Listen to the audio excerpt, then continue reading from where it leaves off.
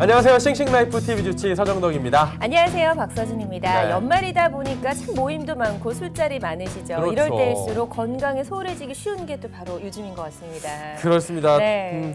떠들썩한 연말을 보내는 거 굉장히 좋겠죠. 많은 사람들 만나는 거. 그런데 가족들과 조용하게 한 해를 마무리하는 것도 나쁘지 않을 것 같습니다. 맞습니다. 네. 저희와 함께 하시면 또 여러분의 건강 저희가 책임져 드리는데요. 네. 건강한 삶에 대한 지침서 싱싱라이프 TV 주치. 오늘 1부에서는요. 무릎 통증에 효과적인 다양한 치료 방법들 알아보도록 하겠습니다. 참포도나무병원의 임동선 원장과 함께합니다. 어서 오세요. 안녕하세요. 네, 좋은 말씀 부탁드립니다. 네, 싱싱라이프 TV 주치에서는 시청자 여러분의 상담 전화를 받고 있습니다. 평소에 무릎 때문에 고민이 많으셨던 분들은 저희 쪽으로 전화 주셔서 친절하게 상담을 받아보실 수가 있는데요. 전화 주실 곳은 서울입니다. 02-2077-6363, 2077-6363번으로 전화 주셔서 무릎에 대한 궁금증을 속 시원하게 해결해 보시기 바랍니다. 네, 오늘 전화 주신 분 중 네. 추첨을 통해서 저희가 푸짐한 선물도 보내드리고 있습니다. 주식회사 클레어스에서 기능성 생활용품 푸짐하게 보내드리니까요. 전화 상담도 참여하시고 선물도 꼭 받아가시기 바랍니다. 날씨 춥다 보니까 무릎 안 좋다고 하시는 분들 네. 많이 늘었을 것 같아요. 바람이 들어온다, 시리다 이런 이야기도 많이 하시잖아요. 그렇죠. 예, 무릎에 대한 이야기 본격적으로 나눠보도록 하겠습니다. 네. 무릎 부상을 입는 분들이 참 많아요. 날씨가 오늘처럼 추워서 그런 네, 것도 맞습니다. 있겠지만 평소에 과격한 운동도 있을 거고요. 네. 어떤 원인으로 우리 무릎은 이렇게 손상을 받게 되는 거죠? 네, 외래를 보다 보면 한 절반 정도의 환자들이 무릎 통증을 호소하시면서 이제 오시는데요. 젊은 층하고 나이 든 층하고 약간 원인이 다릅니다. 젊은 분들은 주로 과사용을 해서 많이 써서 또는 운동을 한다든지 해서 하는 염증 반응 때문에 오시는 경우가 많고요. 네. 나이 드신 분들은 퇴행성 변화로 연골이 닳았다든가 연골 사이를 받치고 있는 물렁뼈가 찢어졌다든가 하는 원인으로 오시는 경우가 많겠습니다. 네. 그런데 이제 무릎이 보통 아프다라고 하면 근데 무릎 통증이 느껴진다라고 보통 생각을 하기가 쉬운데 무릎 관절을 저희가 좀 엑스레이를 보면서 이야기를 좀 구체적으로 네, 나눠볼까요? 무릎 관절을 한번 보면서 말씀을 드리겠습니다.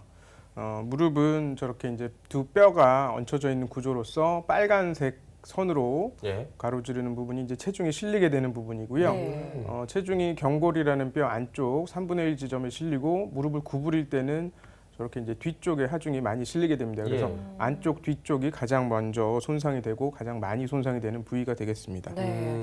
그렇다면 도대체 어떤 통증, 어떤 질환이 있을 때 무릎 통증이 느껴지는지 이런 것도 좀 궁금하고요. 네. 어떤 증상이 나타날 때 무릎에 좀 이상이 있구나라고 생각을 하면 될까요?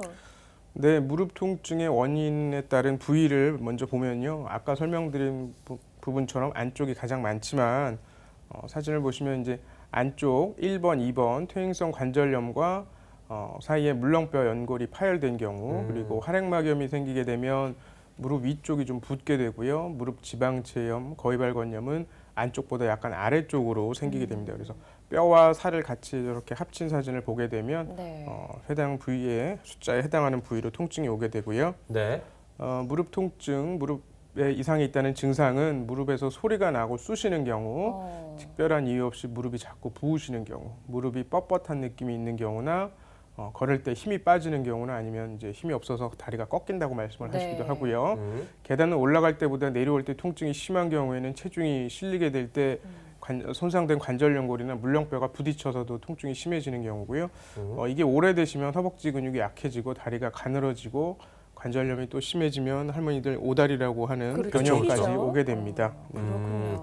이제 여러 가지 증상, 원인 그리고 어떻게 진행이 되는지 한번 네. 들어봤습니다. 그렇다면 각각의 증상에 따라서 치료법들도 다 다를 것 같은데 치료는 어떤 식으로 진행이 되는 거예요? 네, 증상과 물론 예. 이제 진행된 정도에 따라서 치료를 하게 되는데 보통은 다들 이제 약물 치료는 먼저들 하실 거예요. 예. 약국에서 약을 사서 드신다든가 아니면 근처 동네 병원에서 약물 치료를 하고 물리치료 기본적인 걸 받는다든가 그래서도 좋아지지 않는 경우에는 주사 치료가 있겠는데 주로 희루안이라고 하는 연골 주사 내지는 네. 뼈 주사를 맞으시기도 합니다. 그렇지가 않아서 좋아지지 않으면 재생 치료로 프롤로 주사 치료나 DNA 주사 치료 아니면 체외 충격파 치료까지 해볼 수가 있겠고요. 네. 여기까지는 이제 비수술적으로 낫는 방법이고 그거보다 더 진행이 된다면 예. 관절 내시경 시술을 하든지 연골이 상한 부분을 메꿔주는 줄기세포 수술을 하든지 네. 아니면 이렇게도 안 될 정도로 많이 망가지신 경우에는 인공관절 수술을 하는 방법들이 있겠습니다. 네, 네. 이제 비수술적인 치료 방법들 그리고 수술적인 치료 방법들까지 소개를 해주셨습니다.